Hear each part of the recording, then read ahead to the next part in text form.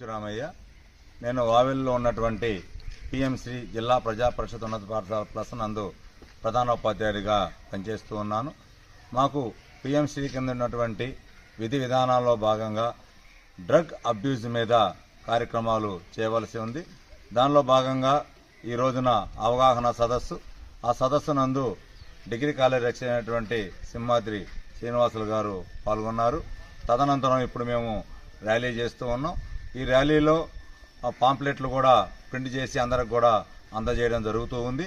దాంతోపాటుగా ఈ డ్రగ్స్, పొగాకు, చుట్ట, ఈ తర్వాత వచ్చేసి మాదక ద్రవ్యాల వలన ఎటువంటి అనర్థాలు చోటు చేసుకుంటున్నాయో, కుటుంబాలు ఎలా నాశనం అవుతున్నాయో, అటు భార్యాభర్తల మధ్య వచ్చేటువంటి సమస్యలు కావచ్చు, దానివలన పిల్లలు పడుతున్నటువంటి బాధల గురించి పిల్లలందరూ కూడా అవగాహన కల్పిస్తూ ఇటువంటి వాటికి దూరంగా ఉండే విధంగా తల్లిదండ్రులకు తెలియజేయాల్సిందిగా కూడా అందరం తెలిపాము.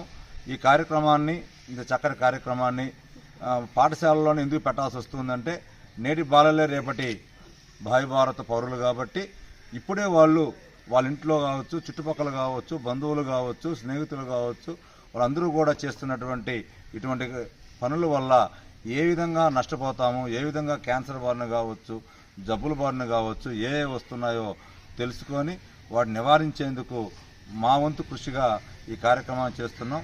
ఇంతటి చక్కటి కార్యక్రమం నిర్వహించేందుకు మాకు అవకాశం ఇచ్చేటువంటి ప్రభుత్వానికి ధన్యవాదాలు తెలియజేసుకుంటూ జై హింద్.